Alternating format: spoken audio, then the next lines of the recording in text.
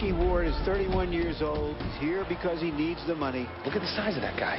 He's got 20 pounds on me, Dickie. You don't fight, nobody gets paid.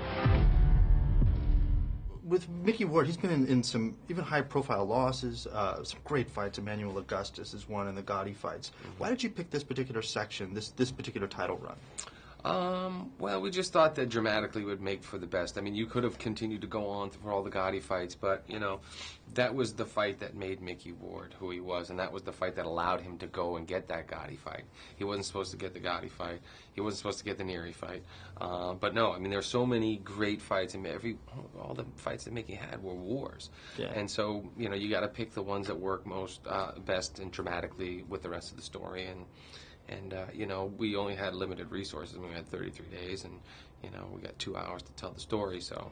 You watch the fight, and you'll see the plan. Hey, Meg, what is it?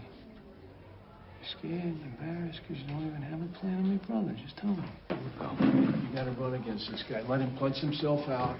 Take him to the body, right? Get inside. Switch stances like you're going to work his right. Hit him on the left. You ain't me. All right, you can't be me. You had a hard enough time being you when you had your chance, and that's why you're in here. All right? I'll fight Sanchez the way I fight. Is there a particular fight or a particular story that didn't make it in that you can think of? Well, no, what I was really hoping is that we would put the highlights from the Gotti trilogy in the end credits, so you could actually see, along with that little clip of the real Mickey and Dickie talking, but who Mickey was in the ring and why it was so exciting every time he fought.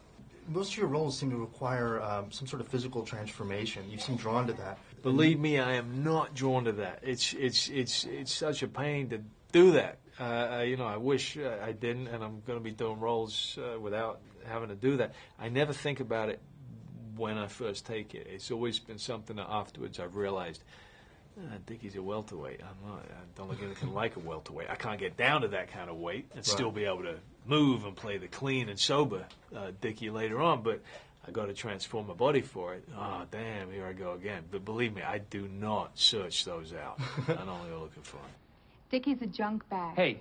He's a junk bag. Why am I the problem? I'm his blood. I'm his family. I'm the one fighting, okay? Not you, and not you. I know what I need. And you need Dickie? I want Dickie back. And I want you, Charlene. And I want O'Keefe. I want my family. What's wrong with that? What was the hardest part in terms of the training? I know you've trained as a fighter for like 3 years, something like that. 4.5 years, yeah. 4.5 years. Getting your own ticks out, was that hard? Or yeah. What was hard, yeah. the well, hook first or and the foremost, uppercut? I'm a southpaw. Oh, really? So, you know, just going into that conventional stance, I mean, I always kind of started squaring up. But the great thing was that I didn't have to, like, work on being able to throw a left hook, because my left hand is my best punch. So having it as, you know, as my jab and as the hook was beneficial, and that's why I ended up catching so many people. I mean, I caught Mickey with it. I don't know how many times. He was like, dude, you got to chill out.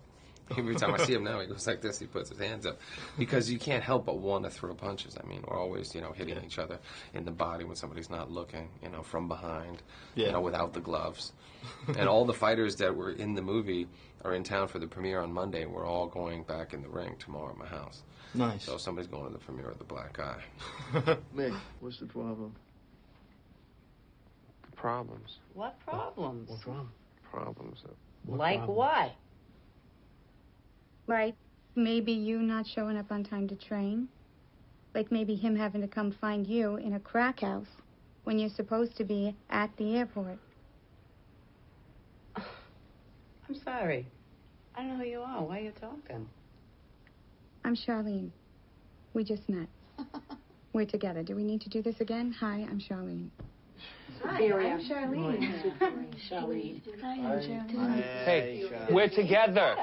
In your time researching the world of boxing, what memory sticks out to you the most, or what about our world struck you the most? It's the personalities, you know. It's the thing. I think the thing with boxing that you get so much is that the personalities really come through, and I think it's why it makes it such a wonderful sport for movies, you know. There's also a right or wrong. I have a notion about boxers as being very honest people. You know, there's something about them which you just kind of go, I like this guy. I like that he's prepared to step up, and he's either going to absolutely win or absolutely lose. You know, there's no in between. It's very black and white. And so you get to have that kind of feeling of attachment to the actual person throughout the fight. Dickie has a chance to do something that I never did, and he needs me. Okay, I'll see you in Mickey's corner. This is your time. I had my time, I blew it. You don't have to. You're Mickey White. You're Mickey White.